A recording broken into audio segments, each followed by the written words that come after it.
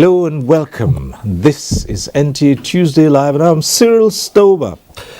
Nigeria has experienced massive infrastructure development which have impacted different sectors of the economy. These are in road construction, aviation, rail and other forms of transportation and critical national assets. Tonight, NTA Tuesday Live will look at the efforts of the present administration in the completion of abandoned projects, and new ones as well, and the huge investments in housing and human capital development. But before we go into that fully, Tuesday Live will also take a look at the extension of the cash swap deadline by President Muhammadu Buhari and matters arising. But let's get to see this report put together by our correspondent. Offender was the in thing on the first Niger bridge couple of years ago. Now the table has turned. Those frustrating hours spent on the bridge has railed into a smooth ride through the newly constructed second Niger bridge, with travelers savoring the moment. This is my first time. Okay, so what's your experience? Yes, the road is quite okay. It's nice compared to the other one. The other one, at least it is out the traffic we are facing. Yes, on the it other is side. out bridge. Yes. So what do you have to say to the government that did? Yes, I will say thank you to the federal government. And it's going to ease the stress of the traffic and everything. So at least it will be able to decongest that point. The point. Yeah.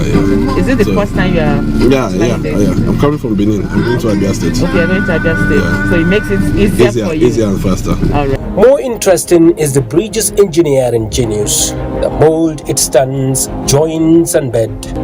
Amazing is when the day gave way to night.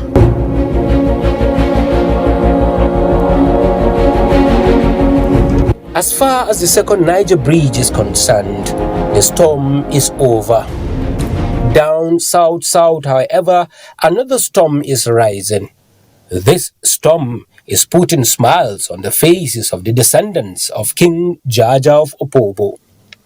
It was a project in its shells for more than 30 years, but the progressives gave it a lifeline. The distance between policy and results requires a bridge, and we are building those bridges to the results. Now it is close to completion, and the Minister of Works and Housing never took his eagle eyes away from the project, keeping contractors on their toes. This is my fourth trip to come and observe how much progress the solution is making until we finish it. In a nutshell, therefore, whilst people are talking about the problems, this government is administering the solutions. And as we finish here, we will go to another place where we are providing solutions. Linking the islands with the mainland puts for the first time the people of Boni and Bodo on a solid land, a departure from the long and tiring as well as risky water travel. In Abuja, Abdullahi Muhammad. All right, that report sets the tone for our discussion on infrastructure development. Well, we did say to you at the start of this program that we'll touch a little bit on the extension of the period given for this new currency swap, and that will engage our attention immediately. Let me start off by introducing our guests. We'd like to welcome to this program Ajuri Ngelale, who's Senior Special Assistant to the President on Public Affairs. Ajuri, nice to have you. It's been a while. I haven't seen you around. Truly a privilege to be with you, and it's good to be a part of this conversation. All right, thank you. Let me also welcome to this program Ni Akinshiju. He is a financial investment analyst. Thanks for joining us tonight. A pleasure as always. A privilege to be here too. Right. So you are the finance and investment man. So let's look at this whole business about the new Naira notes, the extension. It came after so many people had raised concerns about many Nigerians not being able to meet up. What are your thoughts on that? Well, if I want to look at it professionally, wouldn't have supported an extension. We had a 90 days window, to have monies deposited. The swap was a contingency plan, given the fact that, in recognition of the fact that people in the rural communities, could not get their hands. Through no fault of theirs. Through no fault of theirs. That's why I'm saying, if I'm looking at it professionally, because you see, the Nigerian scenario, as it relates to the design, is not the usual change of currency. It is an application of economic theories and issues. And what I'm trying to say essentially is that the moment the central bank governor announced that more than 80% of our currency was outside the banking system, no central banker should be able to sleep aright from that moment onward. It's, to my mind, should be a declaration of a state of emergency, because what it means really is that you don't have any constituents in terms of financial constituents to supervise or to oversight, as a central banker.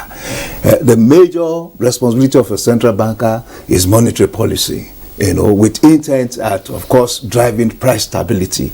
And what you do with your monetary policy is to determine the quantum of money in the economic system at any point in time. And that's why we talk about rate increase and, of course, rate reduction. When you want to increase people's access to money, you reduce rates, you have accommodative stance. When you want to you want to increase people's access, you reduce rates. If you want to reduce, you increase rates. Now, what are you increasing or what are you reducing when the money is not even within your purview? Yeah. So as it is, we have that challenge. And secondly, there's also what you call velocity of money. Money, when it comes from the central bank, moves in a cyclical form. It goes from one hand to the other. And as it moves in transaction from one hand to the other, is creating value. So the 1,000 naira that starts a strip from the central bank, for instance, gets to Mr. Cyril, at 1,000. If Mr. Cyril is transacting a business with Ajuri, and let's assume it's 100% returns business, you are buying Ajuri's handkerchief for 1,000 naira. You give him 1,000 naira, you have done a 1,000 naira transaction. You have created a 1,000 naira value on that 1,000 naira currency. When it's buying a 1,000 naira item from me, 100%, that 1,000 naira had created another 1,000 naira value. So you can imagine what it is when you have a billion naira somewhere under somebody's pillow. It means you have created a redundancy for that kind of money. Okay. All right. So if we were to leave all that, the theory of all that, and then come to what concerns the man, the Nigerian, the citizen, and there's a change, currency has been redesigned. And the simple question every citizen would ask is, who should benefit from these policies? In fact, who are the beneficiaries of government's policies, whether it relates to the economy or anything else? Who are the beneficiaries? The people. So, the second question is, if a policy in its implementation is hurtful to the people who should be the beneficiaries, isn't it just right to do what has been done? His Excellency President Muhammadu Buhari has been elected President of the Federal Republic of Nigeria twice on the strength of the understanding of Nigerians that this is a man who cares for their well-being. Above any other interest in the country, this is the pro-people defender of the masses. And I think in the action taken by Mr. President in directing the adjustment, the extension of the original deadline, he's proven once again that the fate and interests of the common man, whether in the rural communities or whether in the urban centers, is paramount to him. Now, he is one who, when he directs for a policy to be approved and conducted, his expectation is that it will be conducted and implemented without a hitch. But he's also very pragmatic about the fact that when you have these kinds of large-scale operations that are nationwide, that scale across all 774 local governments, mistakes can be made. And so once those mistakes are clearly reported, you can trust Mr. President as a man of integrity and a man of responsibility would move swiftly to ensure that such hitches are resolved. And that's what we've seen over the past week. Let me say very quickly, Cyril, that it's one thing to tell Nigerians to take their old notes into the bank or to be able to swap through other mechanisms made available by the central bank. But we understand that it's equally essential to ensure that our people have access to these new Naira notes.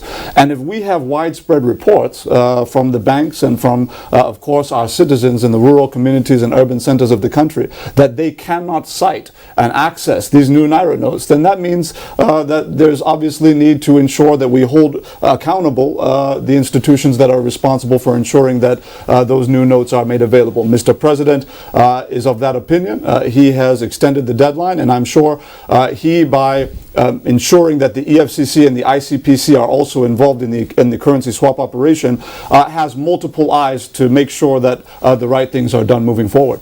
All right.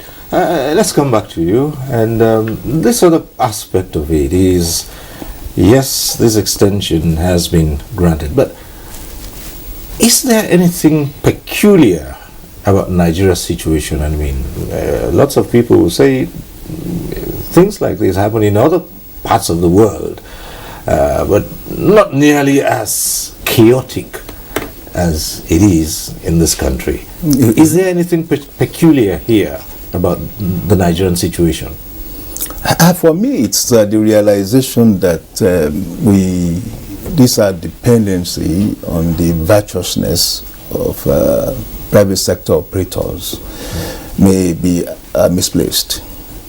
The banking industry is populated by private sector operators. We have 90 days to implement this very important policy. And I say it's important because when you have 2.7 trillion of your national currency outside the economic space, it speaks even to the capacity of the banks to deliver on their mandate. Now, you have this policy that's going to correct that. I think it's the banks, the money deposit banks, that should drive the implementation in the first instance. And that would also translate to increasing their capacity, increasing their capacity electronically, ICT-wise and all that. Because I think what we are missing is the messaging, especially from the central bank policy and of course from the president. The messaging is that we are moving into a new realm of cashless policy. It's a new realm. So it is not about you take 100 million to a bank and you take 100 million back. Mm-hmm. It is first sucking up the excess money outside. Right. And then you are going to, transaction now will be driven digitally and electronically. Yes, there is a need, of course, to have supporting backup funds in lesser quantity, But yes, I feel disappointed that the banks, I'm not holding the central bank responsible for this. I feel that the banks have not done very well. I feel that before the policy took effect, you could approach an ATM and you get money drawn at any point in time. Why is it that this last 3-4 weeks that had become critical to the implementation of the policy, you could not do that? I think very quickly, Cyril, just to add on to what he said, I think this is why Nigerians generally were actually quite excited. In fact, just this afternoon, I was having a conversation with a taxi cab driver, just randomly on the street side. I was engaging with him, and he was actually commending me, commending President Muhammadu Buhari for the policy in the first place, saying that the president has shown his commitment to cleaning up, the elections from these kinds of cash flows. The point here is that Nigerians accept and commend the policy itself. What they are concerned about is the implementation. And my brother has looked at, deposit money banks as being responsible, that perhaps private sector actors are not being virtuous and all of that.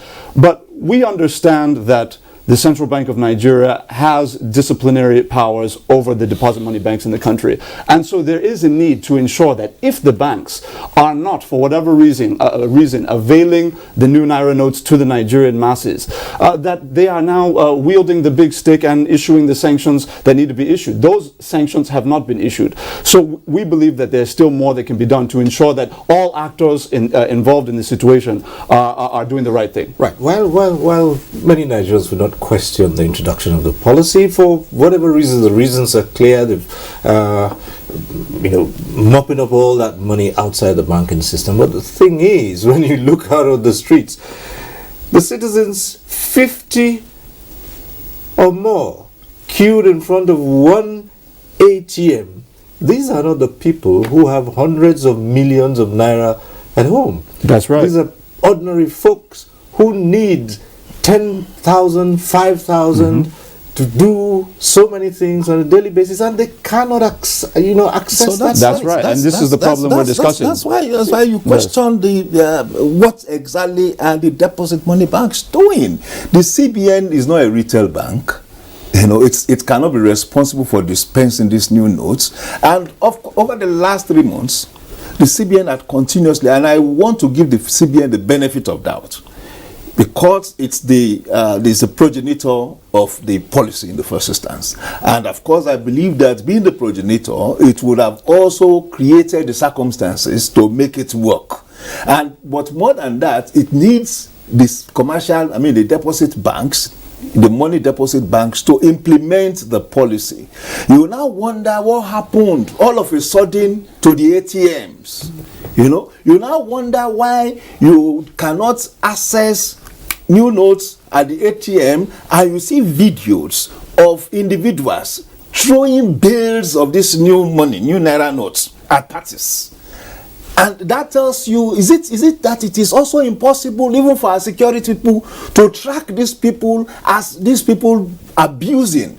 A major source of concern for many of us, even before now, is that you don't get to see new notes anywhere in Nigeria. Before now.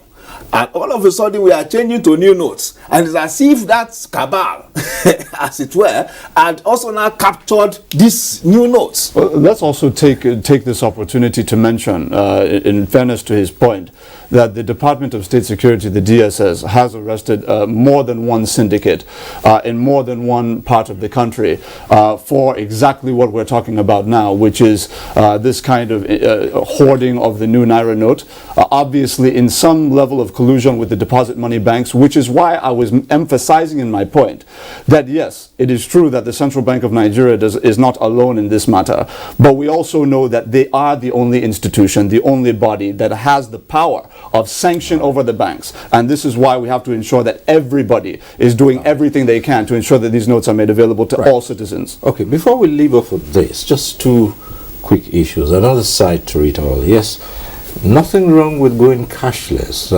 It's all about the world. But again, the question is, shouldn't you have an infrastructure that can support this? In the last 2 weeks or so, the rate of failure of electronic transfers has been astronomical. In fact, there are people who have now said, don't do any transfers anymore. People have transferred over 48 hours. It hasn't gone through. Failure, point of sale, it's been happening. And to think that when you have this kind of situation, you're debited and the seller is not credited, you go to the banks, it takes you as long as 7 working days to have a reversal. Now, all that which isn't this causing a huge confusion? It is. I agree with you, and that's my point of curiosity. Why now? We've had seamless, non-stressful processes of engaging and, of course, transacting digital and electronic transfers before now. I mean, there were times you just needed to walk to your ATM. Within 5-6 minutes, you have concluded. But all of a sudden, that changed when it was not supposed to change. All of a sudden, that changed when it was supposed to have, the capacity should have increased and be empowered and enhanced. So I believe that there's a need to investigate that process, even if it's just for us to understand crystallization of policies, the process of crystallization of policies. Because it is one thing to have a policy, it is another thing to have it implemented in the right form of way. This policy would have done this country a huge benefit if it had been implemented the proper way. Right. So, Ajuri, what do you say to that?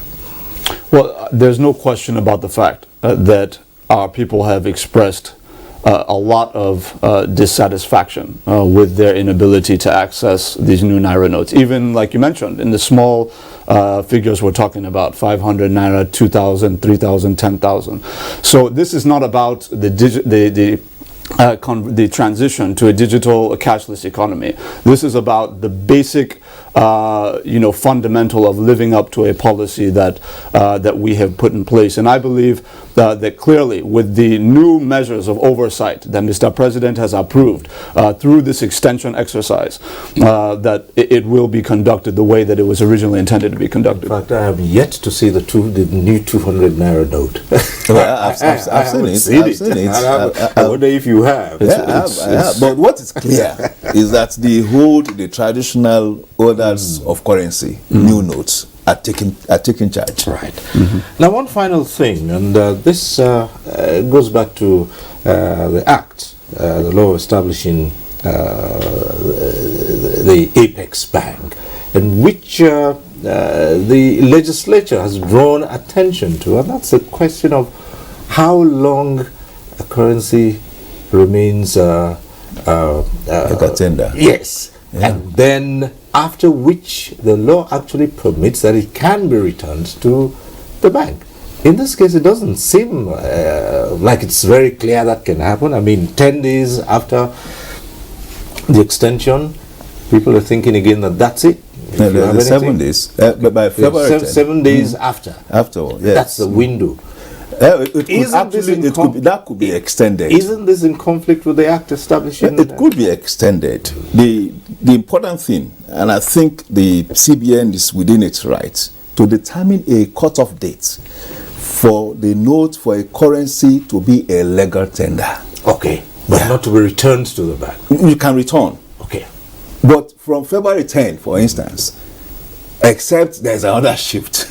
But from February 10, the whole Naira notes, 200, 500, and 1,000, becomes no longer legal tender in the Nigerian economy. Fine. But after then, if you have a billion, if you have a trillion, you can still approach the central bank to deposit, but you cannot use it any longer. About the billions. What if you have? If you have 10,000 naira, it's the same thing. You can. You can. What I'm saying is, whatever you have. I'd rather stay with the small figures because that's what the majority of the populace. That's what. No, whatever you have, you can still drop in your account, but you cannot spend it. Fine. That's the difference. All right. So this extension, do you see it as being helpful in bringing respite to millions of Nigerians who are stressed out by this exercise? There was a huge sigh of relief, really. There was a huge, the proof is in the pudding. Across the country, there was a huge sigh of relief when that extension was made. I think it was done in good faith. Okay. All right. We have been looking at the extension, the deadline, and we have the main issue tonight, which is about the development of infrastructure, the investments in so many sectors of the economy and the impact so far. That's what we'll be talking about next. And we still do have two guests here, Ajuri Ngelali and Nia Kinshiju. But we also have some reports from some of our state offices. And we'll start off by taking the very first tonight. From the Lagos-Ibadan Expressway down to the rail corridor on same axis are touches of excellence targeted at upscaling the state of infrastructure. This effort seems to be deliberate, considering the huge contribution of Lagos to national economy. But for the ones completed like the 156-kilometer Lagos-Ibadan standard gaugeway line, the testimonies keep reoccurring even after 2 years of inauguration by the president. It has assisted a lot. It saves us from stress and traffic, and it's so convenient and comfortable. The prospect of freighting cargoes along the corridor is promising, which will possibly reduce congestion at the Apapa ports. The old good days of railway, moving containers, moving goods, moving farm produces, moving livestock is gradually getting back. Supply chain mechanism is being improved. While the feasibility of this noble initiative depends largely on fully accessing the port through rail, the reconstruction of the Apapa-Oshodi-Oworo-Shoki Expressway is an alternative provided by the present administration for seamless cargo evacuation, and the solid concrete pavement road in the axis is easing the traffic and reducing travel time. It's total for us, and everything is smoothly. We are going smoothly, no problem on the road. Of topmost importance is the construction of a new terminal at the Murtala Mohammed International Airport, expected to handle 14 million passengers per annum. The ultra-modern building, designed in line with global standard, is reducing passengers' waiting time. In fact, the construction is coming more than 40 years after the old terminal was built. The environment is conducive. At least my kids can run up and down, place their hands on their floor, and I'm not scared. Or like the old terminal, like, oh, don't touch the floor, don't do this. But here it's looking good. So, and the customer care is very nice. The excitement derived from the infrastructural development of President Muhammadu Buhari is endless, as the Deep Blue platform has not only pulled down maritime offenses on Nigerian waterways to zero, but there is a sense of ease from investors. Still basking in that euphoria, the maritime industry also witnessed the approval for the disbursement of the Cabotage Vessel Financing Fund. We are going to develop an action plan. The action plan will come with deliverables, timelines, key performance indicators, and other things like that. The completion and inauguration of the Lekki Deep-Sea Port, another joint venture of the present administration with the private sector, is a game changer. We have a deep-sea port that can take in the largest vessel in the world. Of course, it's really a game changer, and it's going to boost our economy even within the sub-region. With this array of developmental projects, it is visible that President Muhammadu Buhari has changed the infrastructural narrative of the country than it met it more than 7 years ago. All right, a report from Lagos. Our next report comes from Port Harcourt. It has been said that Rivers State is among the most beneficial states with huge federal government investments in road infrastructure, port development, and oil and gas. This is because, apart from the about 200 billion naira investment in the Bodo-Boni Link Road, billions of naira is being invested in the East-West Road, the Port Harcourt refineries, and the seaports. While there is no much traffic in terms of activities at the Port Harcourt port, the Onne port is experiencing an increased economic activities due to the installation of modern cargo handling facilities, while the proposed Bonny Deep Sea Port is yet to kick off. We expect that these three ports in the Niger Delta will be able to decongest the Lagos ports. Cargoes ought to move from Lagos seaports to Port Harcourt to at least to revitalize and encourage economic activities in these 3 ports. Some proponents came up with a proposal to kick off the construction of Bonny Deep Seaport. They have done the OBC and the FBC, which have been looked at. But what happened was that the initial location identified had to be changed because of existing pipelines. The rehabilitation project at the Port Harcourt refinery is said to be in progress and will be of great support to the oil and gas sector. Similarly, the Bodo-Bonny Link Road is presently at about 56% completion, with 11 out of the 13 bridges completed. In the history of mankind, you can walk on your way between Bodo to Bonny and it's almost done. This place is going to open up. That is the entry of Atlantic Ocean into the southeast. So the ships and everything come through there. Now that we can go by road, it will save a lot of cost. However, the east-west road linking most of these projects is in a deplorable state.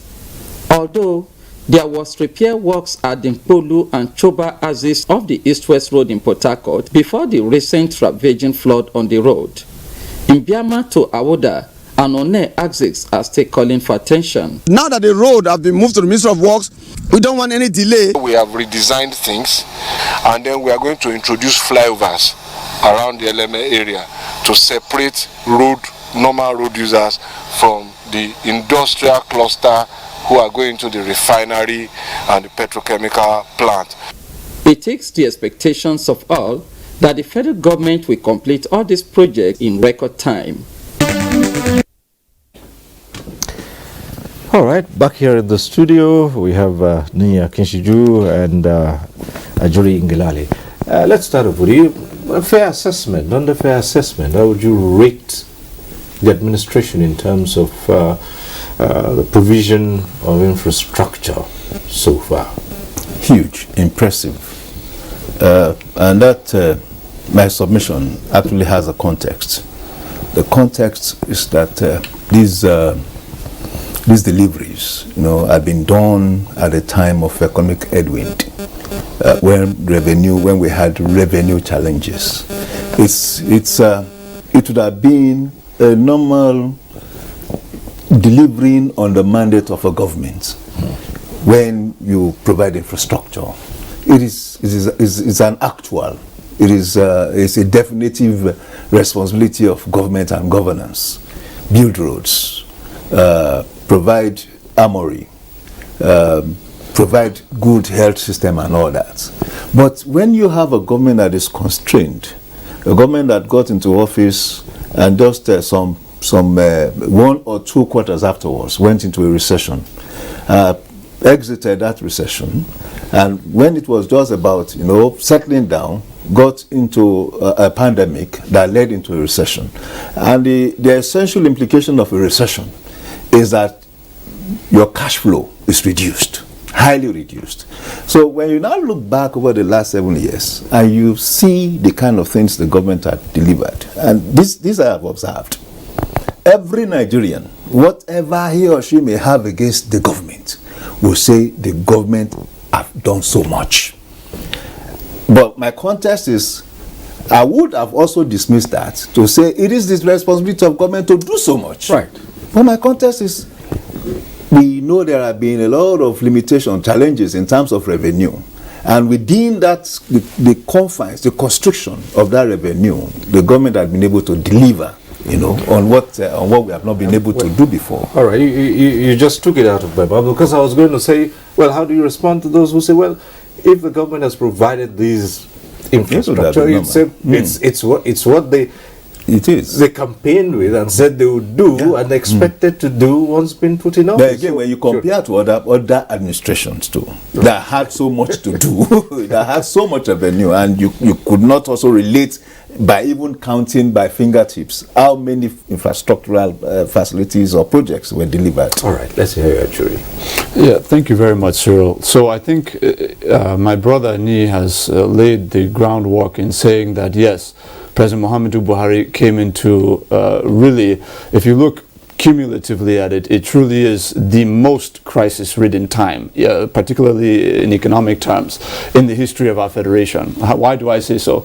You had 2 economic recessions on the one hand, which he alluded to, but more than that, you had a once-in-a-century global pandemic, COVID-19, from which the world is yet to recover. Now exacerbated further by the Russia-Ukrainian conflict, energy crisis. We have inflation rising around the world, interest rates rising around the world, unemployment rising around the world, GDP growth plummeting around the world. My point in saying that is that it does not speak to the context enough to allude to only that. You also have to factor in the fact that between 2004 and 2015, an 11-year period, we were operating an excess crude account in this country. During the oil windfall years of previous administrations, you had 107 billion US dollars flood into that excess crude account from 2004 to 2015, 11 years. $107 billion. By the time Mr. President took office, 105 billion out of 107 billion had been spent with nothing to show for it. No physical infrastructure, no social investment programs, and all of that. In addition to the fact that you only have $2 billion in the excess crude account, which is really your primary buffer, the foreign reserves that had been built up to a point of about $60 billion or so had been spent down all the way to about $27, $28 billion when Mr. President took office. So you have almost barely 5 months of a buffer in the case of a global economic emergency. The point here is that in view of all of these challenges, President Muhammadu Buhari still, by just sheer dint of creative policy development and implementation, has been able to bring about such a robust set of infrastructural interventions, the likes of which, if you combine all previous administrations, civilian and military combined, they will still not measure up to what Mr. President has done in 7 years. And I'm being very empirical about what I'm saying. So let me be very specific. Before 2015, there was not a single functional standard gauge high-speed rail line in operation anywhere in our federation. Today, in 7 years, with all the conditions I've mentioned, half the revenues, half the time, all the crises, Mr. President has put 3 on the ground. We have the Abuja, Zaria, Kaduna high-speed rail line. We have the Lagos, Abeokuta, Ibadan high-speed rail line. We have the 326-kilometer Warri, Ajeokuta, Etakpe rail line. 3 of them, not to talk of the reconstruction work we've done on the colonial era, old gauge rail lines. Now, in addition to that, when Mr. President took office, there was not a single, new international airport terminal in this country in 2015. Despite, like I said, all the windfall, all the years, double the time, double the resources, not a single one. Today in Nigeria, we have 5. We have the new Murtala Mohammed International Airport, which Mr. President placed into operation just last year. We have the new Port Harcourt International Airport, which Mr. President invested massively in to bring it to completion in 2018. We have the new Nnamdi Ezekwe International Airport in Abuja, which Mr. President commissioned in 2017. We have the new Aminu Kano International Airport in Kano, which is already open to traffic, is just yet to be formally commissioned. That will be done soon. And then, of course, we have the new Akano Ebiam International Airport in Enugu that Mr. President has invested tens of billions in, which is now just a few months away from final completion and commissioning. That is not even including the fact that we have built separate cargo agro-allied cargo terminals in all of these different international airport terminals. That just covers railway and aviation. If I begin to now talk about works, we'll talk about roads and bridges. It will take me some time to be able to do that. I'm sure we'll do that later in the program. Yes, the government has done so much, but it has not been without the critics of the government alluding to the fact that yes, you can achieve so much, but some of these projects had been initiated before this administration period. So, Cyril, this is one of those arguments that really just it elicits just a shake of the head, because for how long will we be drawing projects on paper? For how long will we be talking about we will do this? This is what the same argument, the second Niger bridge, over 350 billion naira investment, the largest bridge investment done by any administration in over 30 years in the southeast, linking Anambra and Delta State. When we put it on ground, they said, it was Goodluck Jonathan that started it. Meanwhile, go and ask Julius Berger, the contractor. They will tell you who started it and who finished it. It was not Goodluck Jonathan. What they did was to go there, look at the traditional drawings, the same way that President Olusegun Obasanjo was infamous for going around the country with drawings on paper, say we're going to reconstruct Enugu-Port Harcourt Expressway. Nothing. We're going to construct, we will do railway modernization plan with rail lines covering the country. Drawing. They didn't deliver any of it.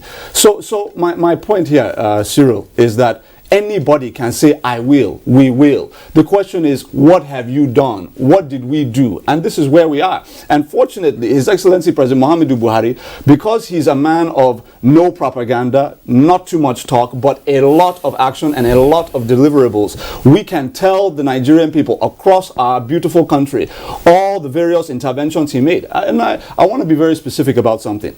Let's take it region by region, just very quickly, if we may, please. If you go to the southwest today, let's just talk about roads a little bit, the major ones.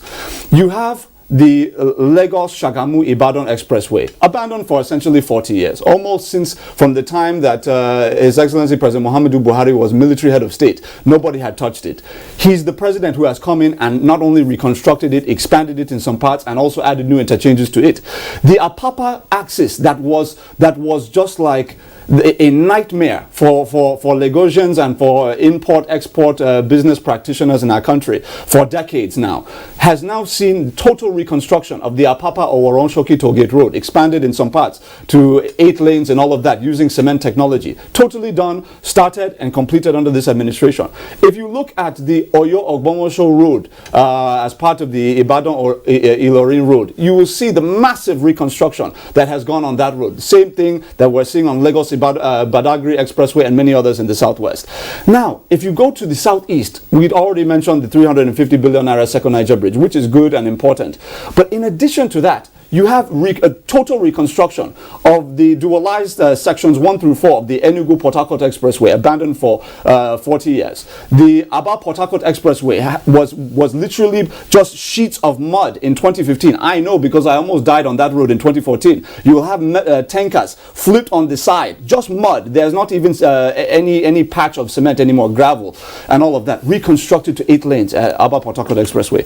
If you go across this country, go to the north central, where we have reconstructed the Ilorin-Jeba-Mokwa Road. Right now, we just awarded the dualization over 100 kilometers at over 125 billion naira. We have the second, it's 60 billion naira local Oweto Bridge, linking Benue and Nasarawa in the north central there, cutting travel time from southeastern part of this country to the north by 5 hours with the provision of that one bridge done by President Muhammadu Buhari. If I go to the north very quickly, you have the Abuja-Kaduna-Zaria-Kano Expressway. You have the Kano-Katsina Expressway that we've been building over the last 6 years, cutting deep into the northwest. And then you have the Kano-Maiduguri Expressway cutting across the states of the northwest into the northeast. So across the country, you're seeing interregional linkages as part of the economic development blueprint brought by President Muhammadu Buhari. Right. Yeah, thank you, Ajuri. Of course, like I said, 2 hours is not enough for you to make this presentation. But is it for me? What's even more impressive? It's not. Yes, it's good for business, enablement of business, enablement of movement, and all that, the infrastructure. But again, when you also now look at policies, especially as they crystallize. For instance, for the first time. In fact, for the first time, perhaps since 1972, since the oil boom, was first experienced, the total sum accumulated from export of non-oil products, had never been up to what was generated in 2022, $4.5 billion. For me, that's a major milestone. Because it has been a national aspiration for us to start diversifying away from concentration and dependency on the oil sector. And under a Buhari regime, constricted, challenged administration, we were able, to secure this. That for me, it's even bigger than infrastructure, because that's going to impact industries, across board. That is one. Then two, in terms of processing, for a long time, the advocacy, anybody that wants to become popular in the public speaking area in Nigeria, is to say diversify, go to secondary processing and all that.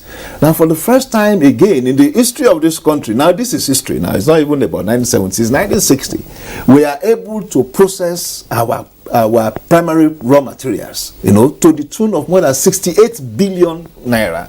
So from these are fundamental, profound movements away from where we are coming from.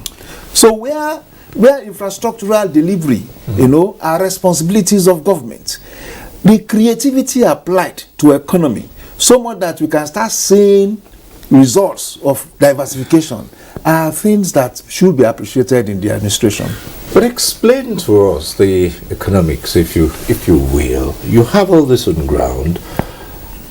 Would you say this has transformed to a commensurate improvement in the standard of living of the ordinary citizen? That's on one hand.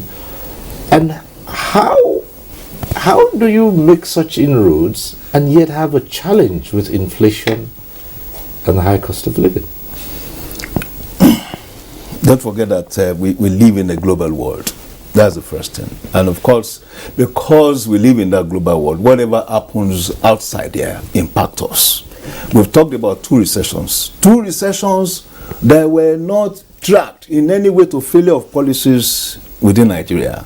They were created outside, and we became sitting victims because we have not built a domesticated economy that we are just now building. Perhaps if we had had a domesticated economy, one that we don't depend on the vagaries, of crude oil price, we don't depend 90% on importation of all our manufacturing raw materials. We don't depend 80% on importing food. Perhaps we would not have been able to, this would not have impacted us so much.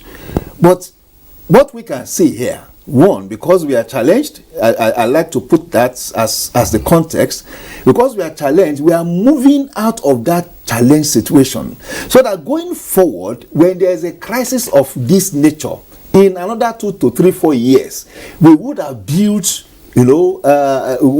a protection wall, a protective wall around our economy.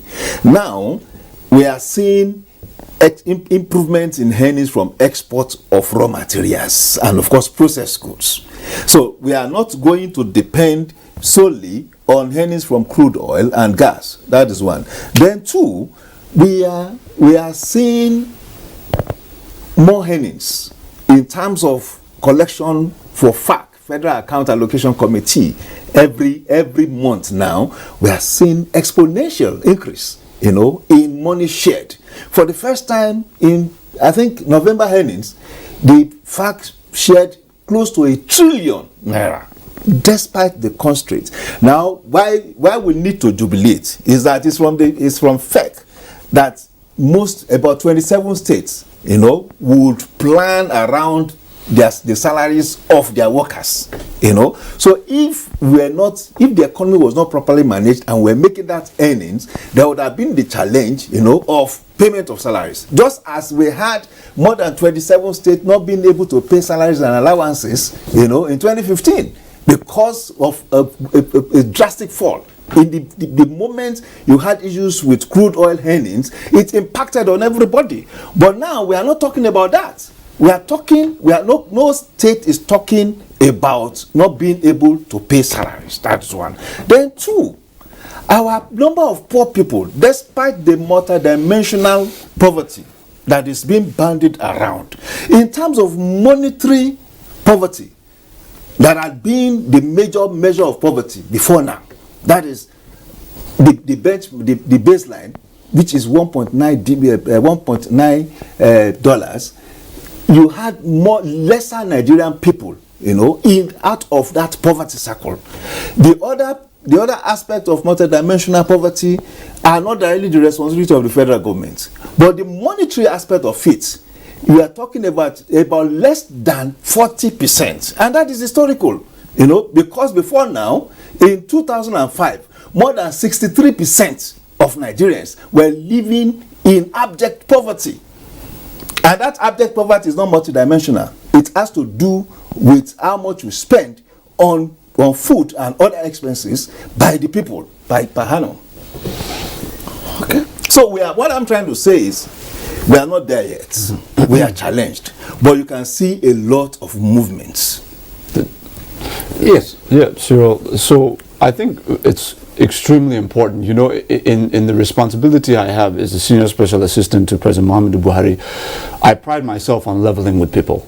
When you look at, we talk a lot about other nations, right? We talk about China, India, the United States, and so many other, fast developing countries and developed countries. And we look at where they are now without looking at the trajectory of how they got to where they got to.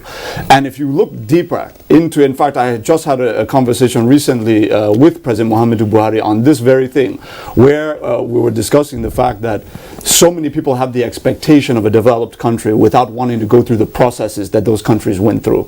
And so if you look deeply at a country like China, where they spent 40 years moving from being primarily agrarian, heavily impoverished nation to being a heavily industrialized nation with a lot with mass employment and fairly mass prosperity. It was a journey of a generation that really sacrificed for future generations, in the sense that when you have financial constraints like the constraints Nigeria presently has, and you know that you have massive infrastructural deficits due to decades of maladministration, which all Nigerians know is the case here, you have to apply as much of that resource as possible to basically digging yourself out of that deficit, which is what we're talking about with Mr. President. Now, as part of that process of putting the physical infrastructure, you asked a legitimate question about the living standard of a Nigerian citizen, right? There are a few things to unpack. First of all, it's appreciating the fact that in spite of all the challenges we've all talked about, and in view of all the investments on hard infrastructure, it's also pertinent to note that it was this president who put in place the social investment programs, which are currently impacting 14 million Nigerians whom had never seen a social investment program in the history of our country in terms of mass social security. You have 9 million school children on the homegrown school feeding program, which is employing hundreds of thousands of chefs and farmers who supply the eggs and all of the various ingredients. You have over 3 million petty traders across all states of the Federation benefiting directly from digital transfers and new capital to expand their micro enterprises. You have over 1 million young graduates who are gaining skills, technology, as well as capital to start their own enterprises after leaving the program. These are things that didn't exist before. If we had more resources, we would scale it up to 50 million. But right now, we could afford 14 million. But it is a starting point. Now, in addition to that, it was President Muhammadu Buhari. People often forget that before 2015, the notion of, if you are a business, if you have a micro or small enterprise, and the notion of getting capital from a bank was something you can't even think of. If you go into a bank, by the time they tell you about the collateral and about 24% interest rate, you just walk away knowing that you cannot meet the conditions and all of that. It had moved from that kind of a situation to one in which the Bank of Industry has now supplied over 1.2, this is separate from social investment, has applied over 1.2 trillion naira to over 1 million micro and small, medium scale enterprises across the country. We have the Anchor Borrowers Program, which provided over 1.3 trillion naira to over 3 million farmers, which is what is responsible for what my brother Neo was talking about, where we say, look, how did we get to a point where in 2015 we had economic economic crisis, we had a situation where the capital component of the federal budget was not even being funded just because oil revenues cut. Why was it? Was it magic that when President Muhammadu Buhari was in office, we had the pandemic, cut our federal revenues, our national revenues by 60%, yet we were still fully funding our budget? It was not magic. It was because Mr. President, with vision, looked ahead and said, look, we have to replace all this, foreign exchange expenditures on imported foods and all of that. We have to replace that with local production. The way we do that is by empowering our farmers to produce it locally so that we don't have to spend that foreign exchange and we can apply it to roads, railways, bridges, airports, seaports. My point in summation on this, Cyril, is that there's no magic wand. If you don't have the infrastructure in place, the roads, the superstructure, the bridges, the airports, the first new seaport in this country in over 40 years in Lekki that Mr. President just commissioned, if you don't have those things to facilitate import-export flows, then you are going to be in a situation where, as the African Continental Free Trade Agreement is now in a full implementation, all of the other countries we're competing with, the Moroccos, the Egypts, the Kenyas, the South Africas, the Ghanas, Cote d'Ivoire, and all these other countries that we're competing with, that did not suffer 50, 60 years of fairly consistent maladministration and infrastructural decay. We are going to be behind when hundreds of billions, trillions of dollars worth of new investment floods into our continent. It will be going to these other countries and Nigeria will just be the dumping ground. So if we make the investment in infrastructure so that the private sector, the foreign direct investors come in and they have the superstructure on which they can build their industries, establish their factories, massively employ Nigerians, because we know government cannot do it. Anywhere in the world, it is the private sector that does it, and we are enabling the private sector to do it. But it takes time. All right. Well, at this point, we'll take a short break. When we return, the phone lines will be open. It means you can join in the conversation in the studio. And, of course, we do have some other reports, a couple more reports, which will be showing you. So stay with us on NTA Tuesday Live. We'll be back shortly. The 157-kilometer Lagos-Ibadan Railway is the first double-track standard gauge railway to be built in West Africa. The Mobolaji Johnson train station is a masterpiece, an infrastructure that is gradually becoming an iconic building in Lagos State. The modern facilities put the station on a world map of train stations. Likewise, other new train stations across the country built to world-class standards. The train and its convenience is indeed an admirable effort, with commendations from Nigerians. This is a station that we have to commend the federal government for putting a beautiful face, empowering us in Lagos State, not only in economic and political arena. I can say that I'm really impressed with the infrastructures in place. Kudos to the Minister of Transportation, kudos to the federal government. Truly, good things are coming out of Nigeria, and the federal government is deserving of all the applause.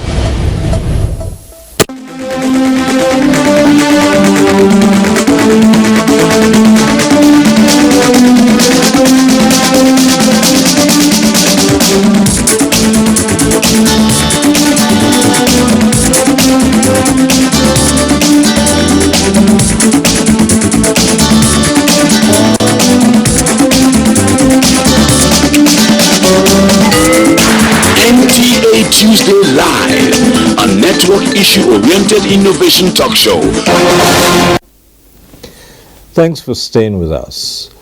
Well, this is the part of the program where you can join in the conversation.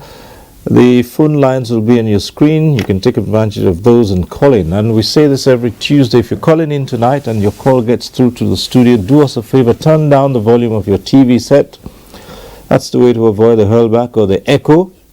And we encourage you to go straight to the point. So many people waiting to get on the platform as well. Don't worry too much about the greetings. Simple hello, that's enough.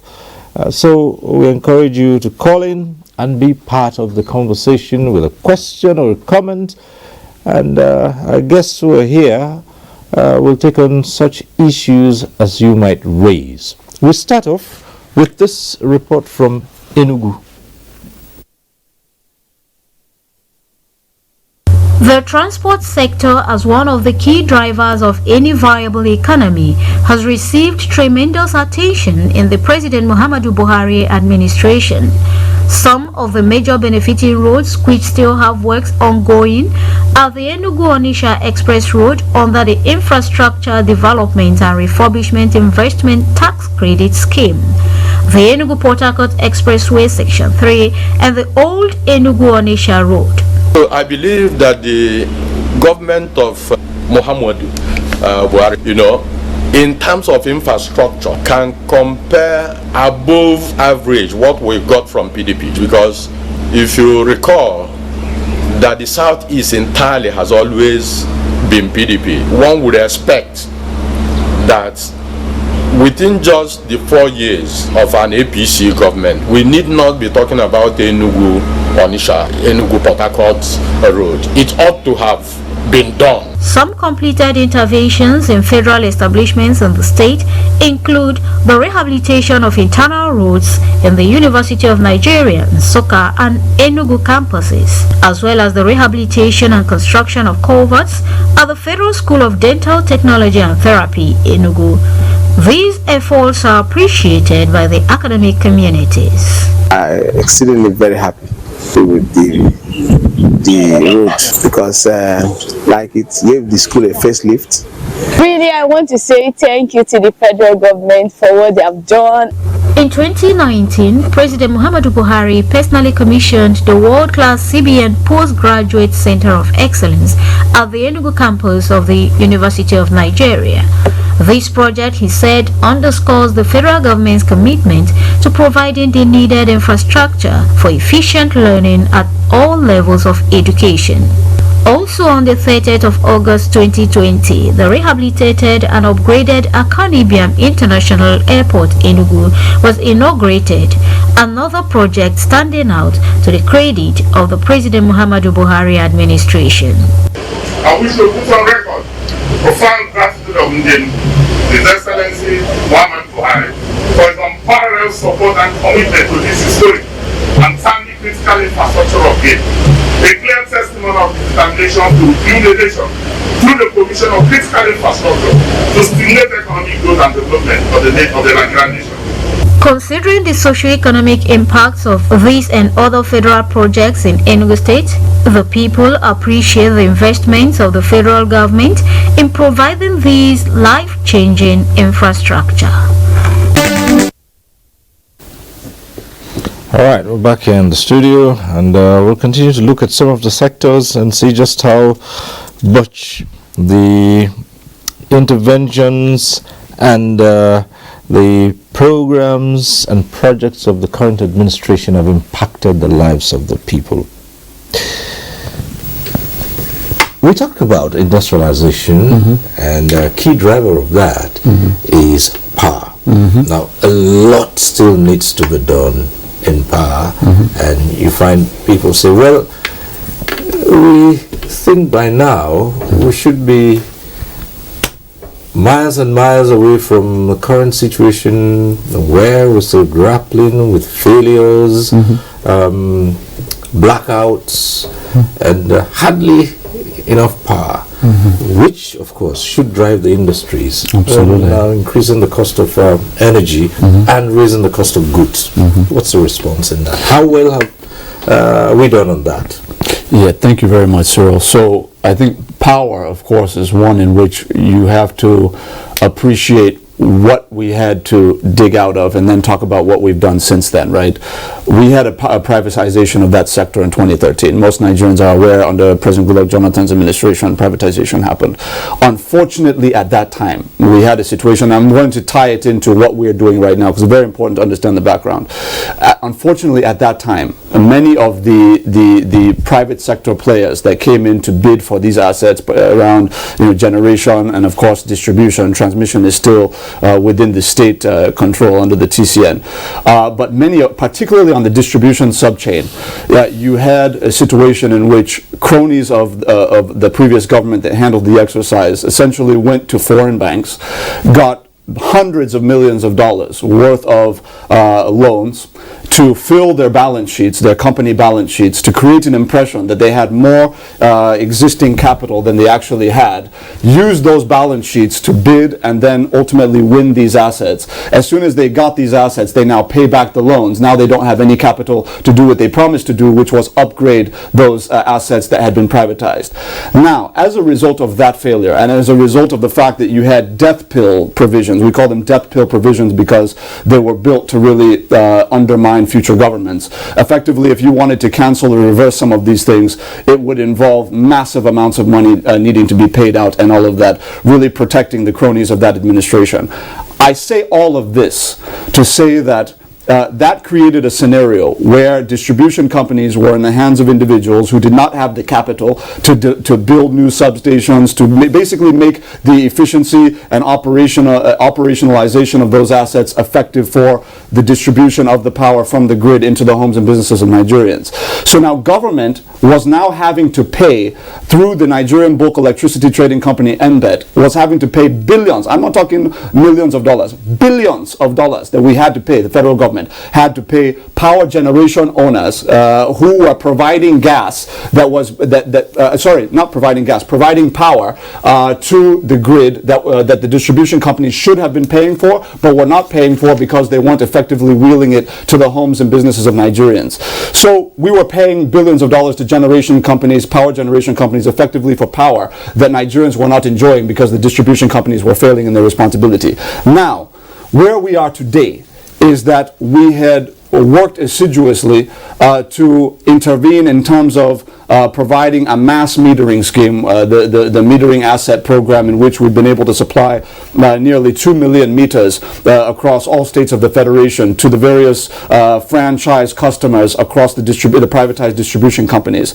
That's on the one hand, because it's only when a Nigerian has a meter that you can effectively gauge how much they should be paying for their electricity. That determines the money that will be paid to the distribution company, and that now determines how much money the distribution companies will have to be able to pay the generation companies and make their profits. Okay. My point is, I have to just finish this quickly, Cyril, is that what we've done is, with the mass metering exercise and with the transition of new interim leadership in the distribution companies, we've been able to now phase out the federal government having to pay billions of dollars to the generation companies because of our innovations, because of our intervention over the last 6 years. Distribution companies are finally in a position to be paying the generation companies, taking government out of it. That's one thing that we've done. The second thing, very quickly, is on the power sector. We have been investing over $1 billion in the new 700 megawatt Zungero hydroelectric power project in Niger State. We're about 30 days from the official commissioning of that project. That's going to add a bulk quantum to the national grid. That's on one hand. There have been several other hydroelectric projects that are smaller. We have the Kashimbila project in Taraba, which is 40 megawatts. That's going to be added to the national grid. And then we have 10 megawatts coming from Dadinkowa hydroelectric project in Gombe. Then the final point on this is the Presidential Power Initiative, which is an innovation and a program brought by His Excellency President Muhammadu Buhari.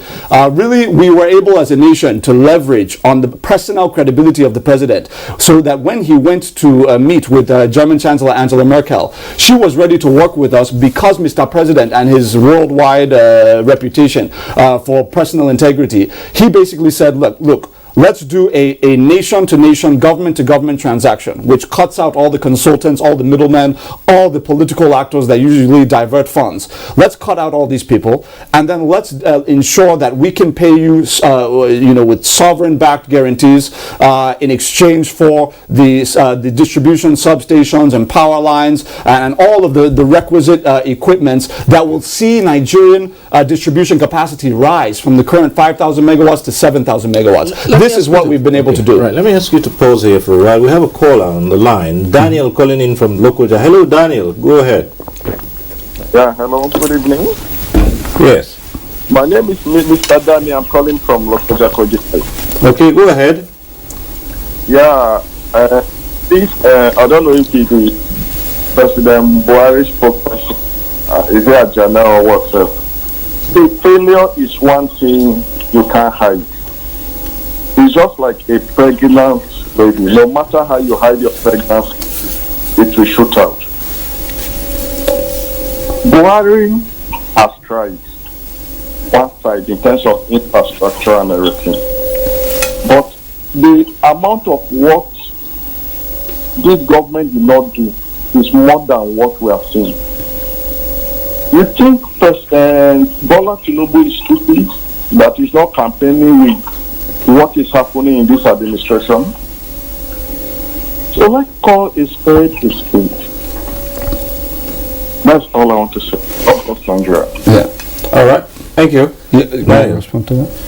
Yes, okay. Yeah, I think it's natural for me to respond to my dear brother and fellow compatriot Daniel from Lokoja because he cited His Excellency Asiwaju Bola Ahmed Tinubu and Mr. President, and I happen to not just be the SSA to Mr. President on Public Affairs, but I also double as the Assistant Principal Spokesperson to the Tinubu Shetima Presidential Campaign Organization.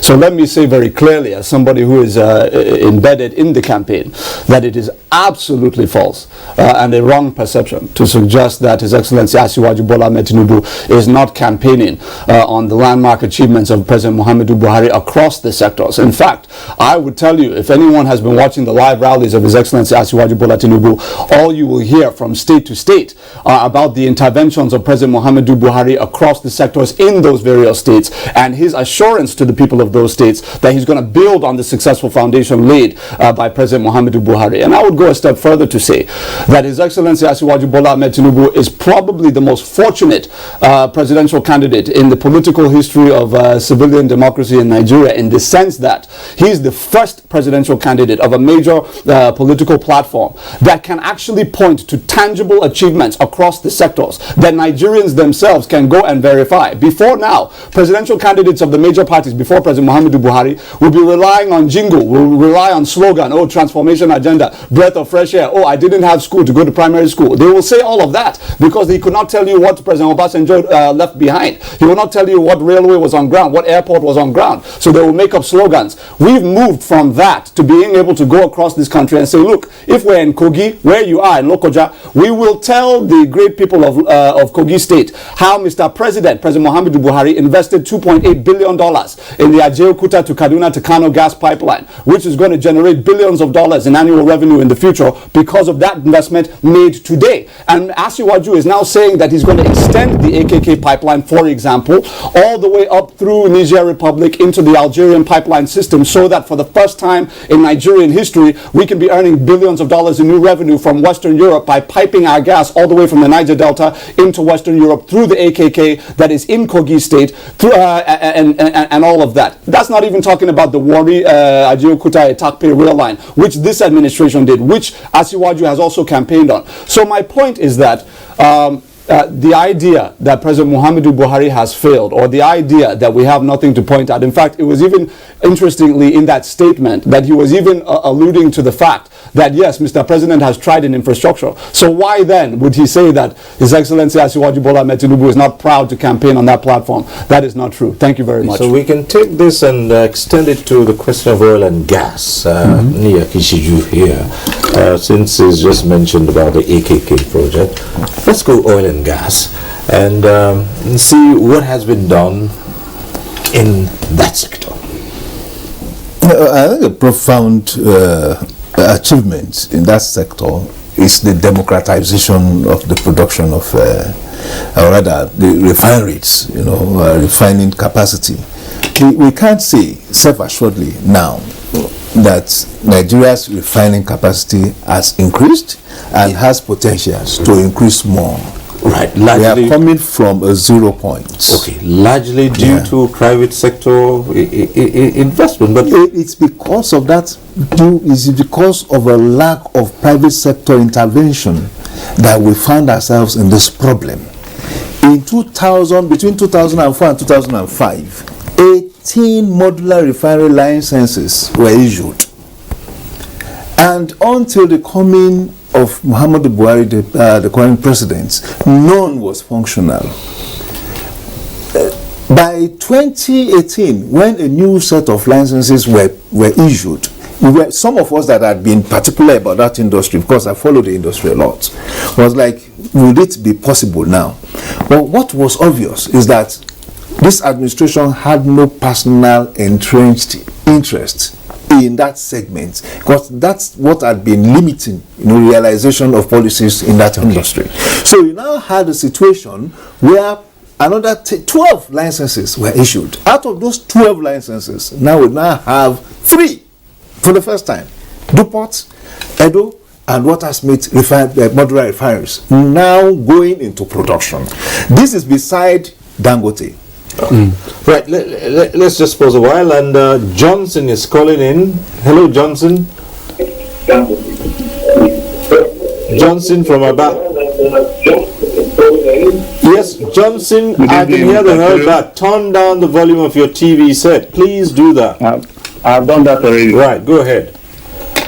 Yes, I want to commend the spokesperson of the president. I want to say that Mr. President is like 7-Up. The difference is clear. I have been around. I don't need any soothsayer to say that Mr. President has touched lives. He has done what people have never seen in Nigeria. Look at what he did when the COVID-19 came. Nobody exported. We have what we call export grants that is happening right now. People I know in my neighborhood got 4 million, 10 million just for them to a tap on the back that you didn't do business during the COVID-19. The infrastructure is amazing. It is happening when the country don't have money to invest in infrastructure. I know when a barrel of oil was $150, Nigeria couldn't build one infrastructure from 1999 to 2015. How did this man do this? We need to commend this man. In fact, this is the only way a man can live forever, because his landmarks will outlive him. This man is amazing. I wish Nigerians would live to appreciate this man when he's no more here. And he keeps saying it. He's not doing it for himself.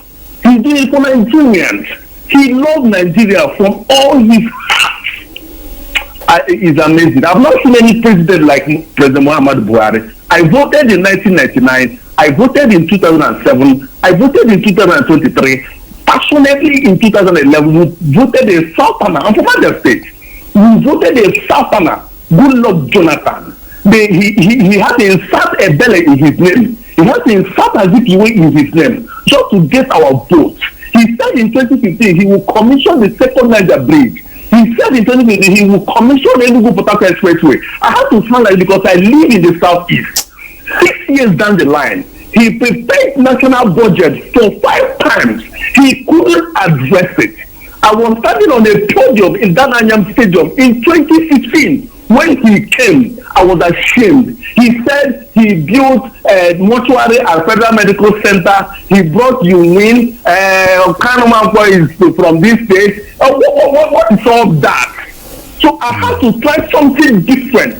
When President Muhammadu Buhari met, I was accepted that podium in Dananyam Stadium. Wrote as a Okorocha, named them Senator Gige. I was there. Mr. President said 3 things: security, infrastructure, and economy. And he asked me again, has he done that? He has done that. That is why I call him 7-Up. The difference is clear. He will live forever. Mr. President will live forever. Thank you very much, sir. Right. Thank you, Johnson from Abuja. All right.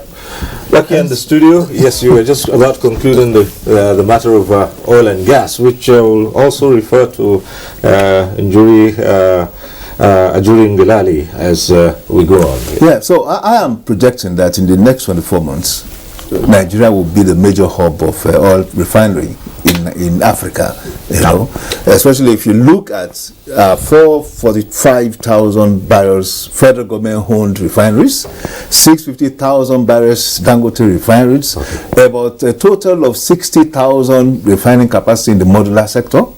It's streamed now, and of course, going forward, it's not just about PMS alone.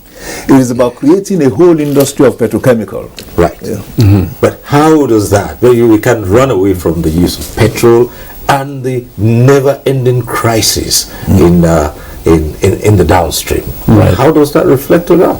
Well, I think it's important for us to be very, very specific when we talk about what the state of affairs is in the oil and gas sector. And I'm going to just take a moment to do that.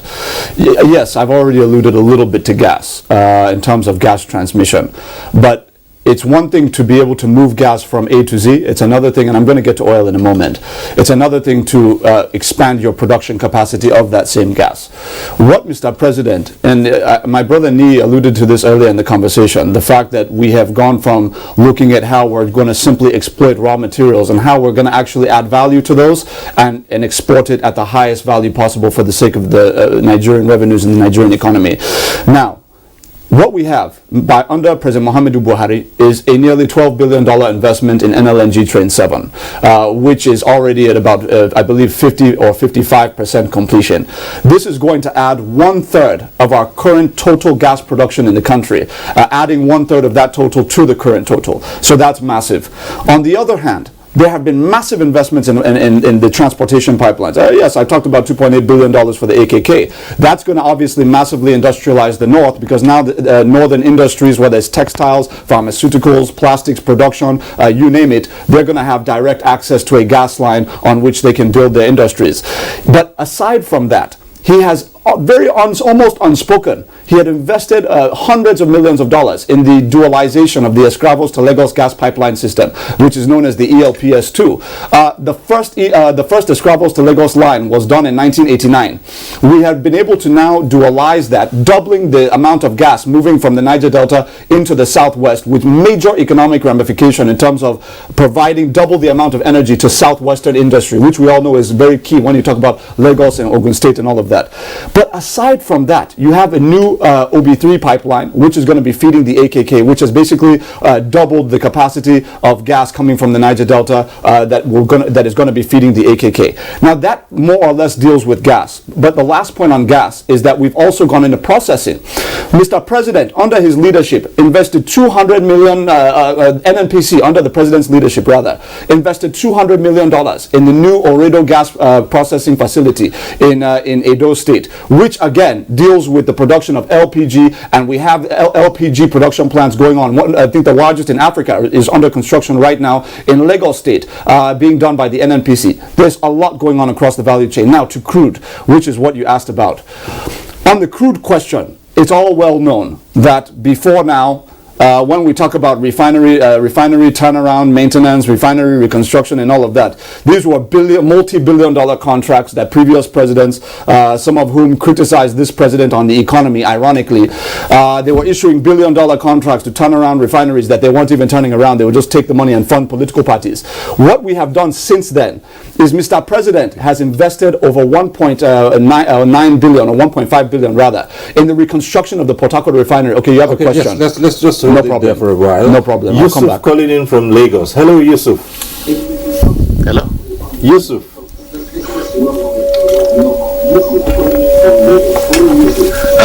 How are you? Well done. Yusuf. How's everything? Yusuf, go ahead. Yeah, I'm listening to your program. Yeah. Yeah, thank you very much. Well, we thank God. Yeah. Please, I'd like to ask two questions from Mr. Ajuri. Yeah.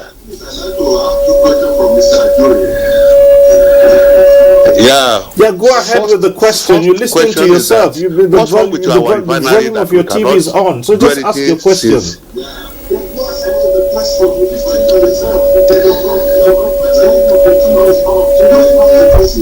Okay. I said, what's wrong with our refinery that we cannot do anything since 8 years ago now? Okay, that's one. What's the second question?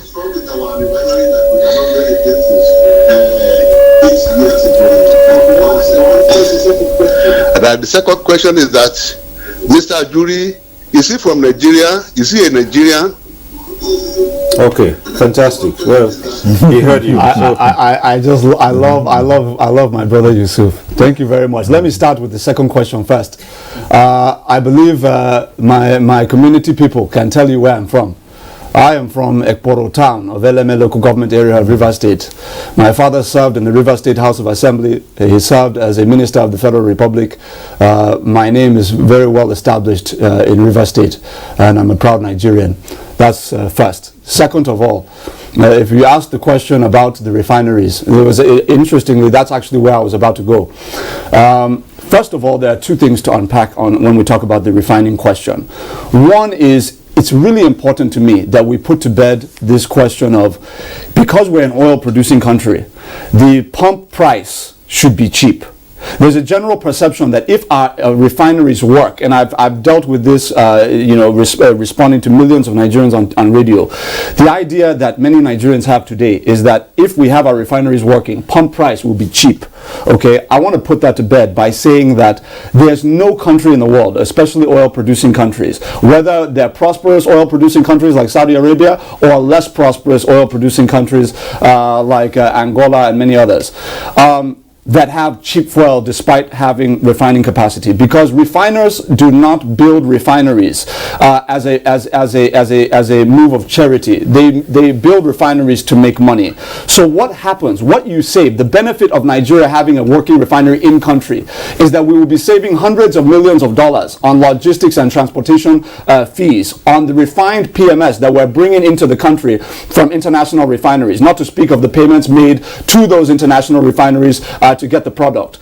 That's what we're saving money on. So the benefit of having local refining is not to have cheap fuel at the pump. That is not how it works. The benefit, just to be clear with everybody, is to make sure that we maximize Nigerian revenues and we cut unnecessary wastages and wrong expenditures.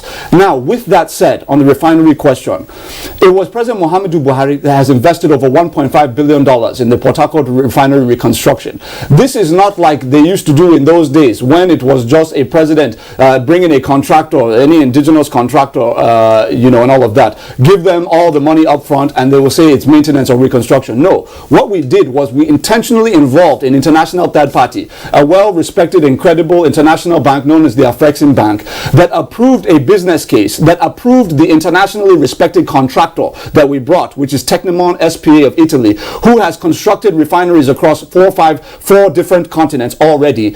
They were, once Afrexim Bank saw the contractor we were using and knew we were serious, they approved the business case and approved the co-financing that they brought for us to reconstruct Port Harcourt refinery, meaning that we have a contractor that's legitimate and meaning that we have the money needed to execute the reconstruction. And I'm proud to report to you tonight, my brother Yusuf, that as of March, that is within the next 60 days, Mr. President will be commissioning phase 1 of the Port Harcourt refinery, meaning that we will have 60,000 barrels per day of refined PMS coming out of that refinery for the first time in over 30 years, with phase 2 being done by December 2023. That's just one out of the 3 refineries. Well, I'll tell you more after this question. Right. We have Hussaini on the line from Jos. Hello. Hello. Go right ahead, Hussaini. Yes. Mr. Kajiru, Mr. President tried in the area of infrastructure. There is no doubt about that. But all your social intervention programs, there are problems. And I will tell you why. You are dealing with the theoretical aspect of it in Aso Rock. But the reason is that the people there, the money, the billions, the millions of dollars, billions you are counting is not getting to the right people that you are talking about. I come from the southern part of Plateau. Carry out your research. Anchor borrowers, everybody knows that southern part of Plateau are predominant farmers. The yam, the rice, and most of those products you are seeing in Lagos come from southern part of Plateau, extended to Taraba and Benue State. But I'm telling you, all those Anchor borrowers' money that we are giving, it end up in the hands of those people that are living in just not part of flat in the town, that are selling goro and other petty things, and the real farmers are there. They don't give them. How do you expect Nigerians to get food sufficient? That is number one. Number two, the issue of electricity. You're talking about electricity debt everywhere. These people cannot recover the money they invested. Let me tell you, there are places in this country that you cannot go there and touch their power, even with prepaid meter that you people install. And it's a vast area in this country. If you go there as a NEPA staff to climb, you will see that they've disconnected the prepaid meter. They are using a direct connection. And if you go there, they will tell you that their religion, you cannot climb up there to touch their thing. Even here in Jos, there are areas that you cannot go and disconnect the light. There are some people that take the connection. So a lot of the power being sent into the central district for distribution, it goes on into the hands of people that are using without paying. And you are telling Nigerians every day that they don't pay money for power, they don't do this thing. They know it. They know their brothers who doesn't pay. It's because you are still in Abuja. Can't have respect. The vast majority of North, they don't pay bills. They don't, and nobody enter their compounds to cut the light. They will harass you. They don't even kill you. So that is where we are having problems. Let us decentralize this power system. Let every state maintain our own power, maintain everything, and you will see the difference. Thank you. Thank you. Right. Thank you, Hussaini. Yes.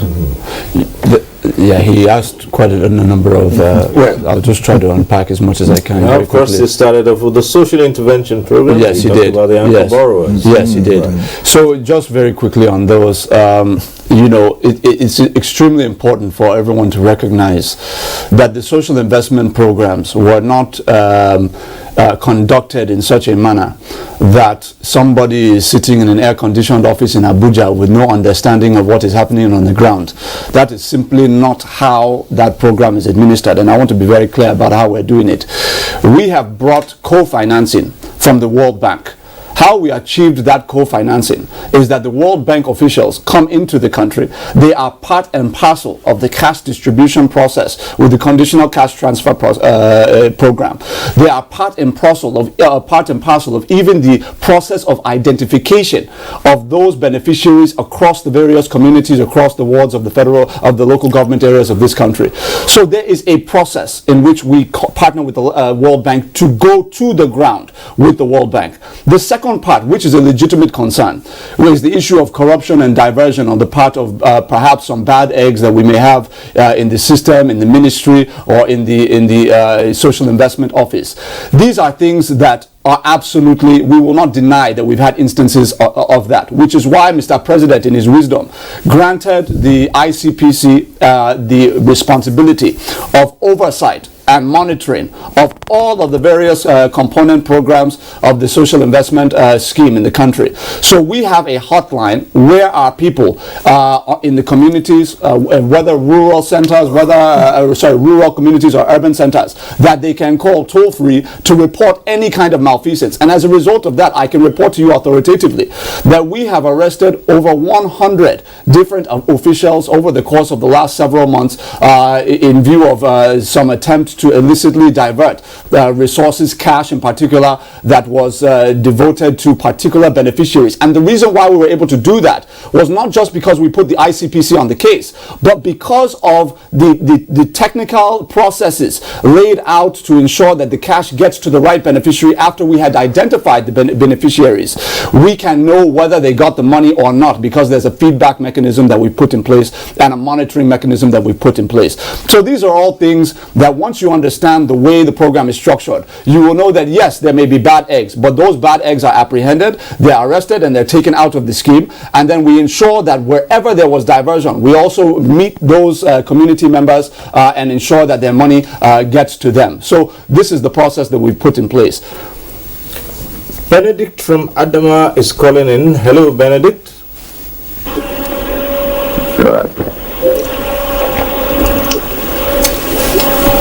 Hello, good evening. Good evening, go ahead. Okay, please, I want to commend this administration for the good work they have done. We are aware that this country is almost failing to the point that some states could not even pay salaries. This government came in and gave us bailouts, and we have improved so much on our infrastructure. The only thing we can do is to pray for Mr. President. So he has lived a very good legacy, and pray that whoever is coming should continue from that trajectory. He really saved Nigeria. Only God knows what would have happened before 2015. You know, we can only pray for him. He really did well.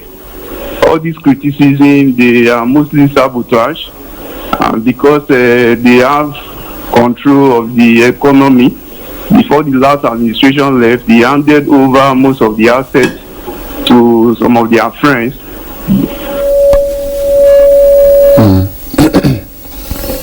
All right, Benedict, thank you very much. Thank you, Benedict. Well, we'll return to the studio, and let's quickly move on to another sector. We're trying to pack in as much as we can on this program, and this is critical. And health. You talk about health today, and perhaps the single parameter with which you judge the health system is there's an exodus of medical personnel to other parts of the country, and Nigerians still engage massively in medical tourism. That's true. But again, it's an historical deficiency. There had been a gap, and to a large extent, I see the gap being filled consciously. The last one, Redesign Hospital, I think that was where the vice president. I think it was. It's Reddington owned, but it was the. The name is escaping me. Escaped me, but they can Google it though. It's a Reddington Hospital. It is a globally competitive hospital established, I think, 2 years ago in Lagos, financed by the central bank, and that's just one of about 10 of such hospitals, financed by the central bank. Now, what that tells us is that there's a paradigm shift away from encouraging, on creating that environment for medical tourism. There's a deliberate enhancement of hospitals around. Cancer specialist center of excellence, where cancer is being treated now. We have about 10 of such in Nigeria. And again, there's also that emphasis on primary health care.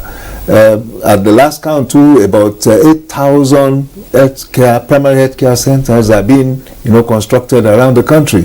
And to my mind, that is not even within the purview of federal government. It's an intervention by the federal government. It's supposed to be the responsibility of local governments and at the most state governments.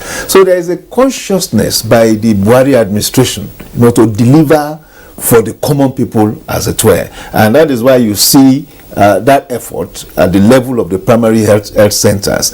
I also heard that the primary health centers are so equipped now, especially those near urban centers and all that there's a preference for people to even go there than the sentiments of you have headache approaching tertiary institutions, tertiary health institutions unlike those days. So I think to a large extent, the little resources that had been plowed back into the system, especially to encourage health, is a foundation, for what would come thereafter. I am hoping and I'm praying that whoever succeeds Mr. President, would have the consciousness, would have empathy for the Nigerian people as this president has.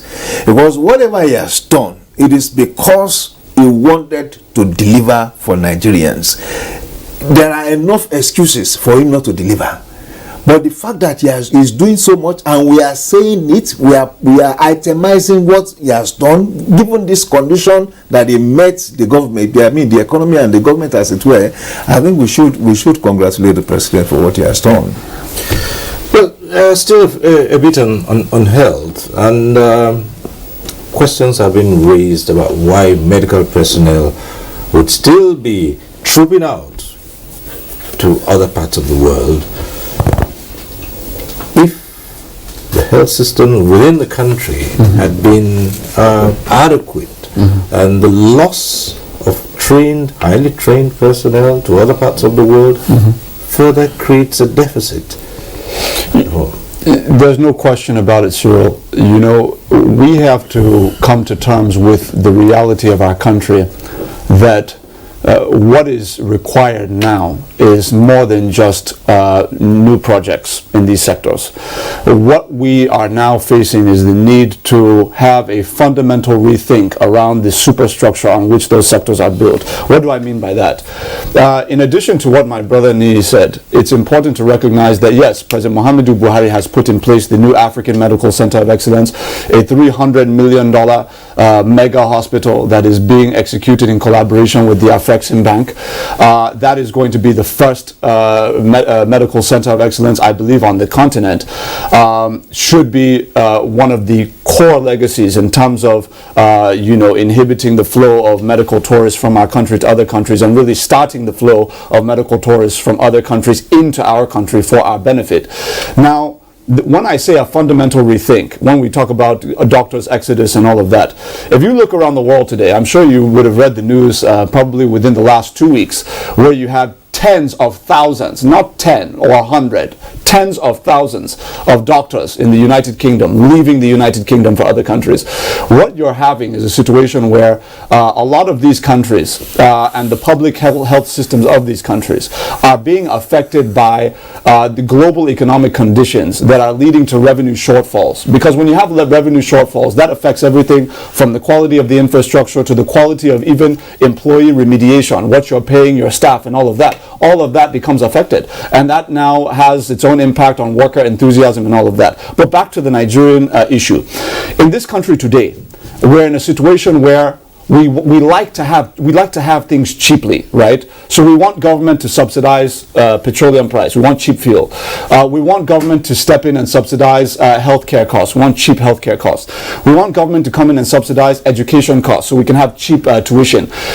So when you have that desire, right, or that appetite for cheap things that are not priced to an internationally competitive pricing regime, what ends up happening is that you cannot give what you don't have. So if you're paying, if you look at, for example, you go to a hospital in Benin, or Benin and Edo, not Benin Republic, or you go to a hospital in Port Harcourt to maybe have appendicitis surgery or something like that, you find out that you are paying literally 15% or 10% of what people will pay for the same procedure in Ghana. Not that Ghana has better expertise, not that they even have much better infrastructure, but just because they're paying the right price. The implication of that is the Ghanaian medical system is able to effectively pay their doctors and their nurses internationally competitive salaries so that they don't want to leave. But right now we have a situation where everything is subsidized, everything is cut cheap, so that by the time we now have to pay our doctors, pay our nurses, where's the money coming from? Because everything is a cheap service. This is the rethink that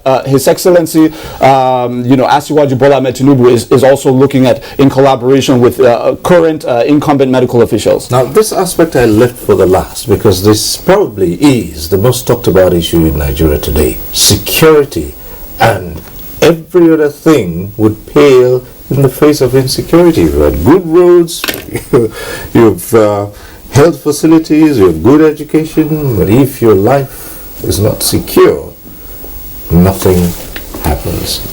Yeah, at a point in time in the life of a nation, things happen. It just happened that over the last 10, 11 years thereabout, we had a security situation.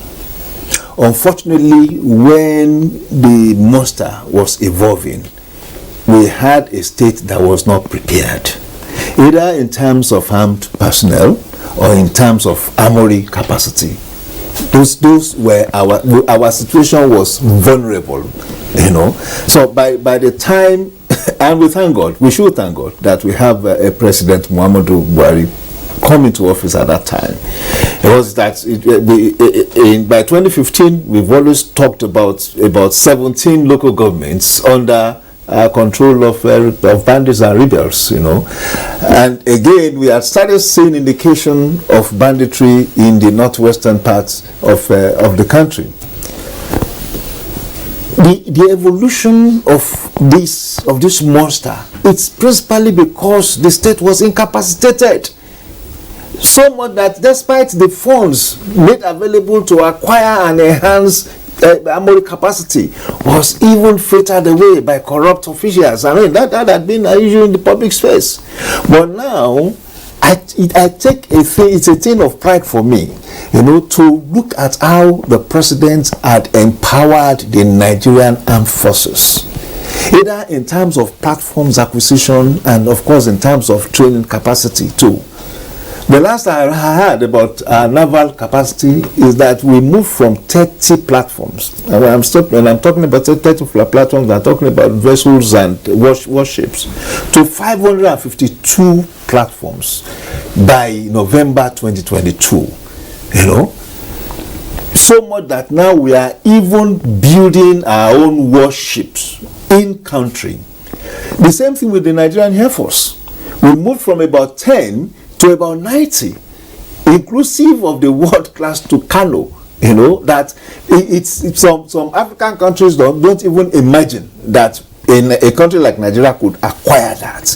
And of course we have seen the impact. And then of course going forward, the last time there was any form of recruitment in the police force, was I think 2002 or 2003. But now since 2017, every year 10,000 new recruits of policemen. Actually, were Nigerians expecting too much that the general, as commander-in-chief, would have put down an insurgency and secured the country in 7 years? Absolutely not. They were not expecting too much at all. That is the foundational basis of the social contract between government and the people, that you will secure the society, that you will create the enabling environment in which they can freely and peacefully do their business and conduct themselves along with their fellow citizens.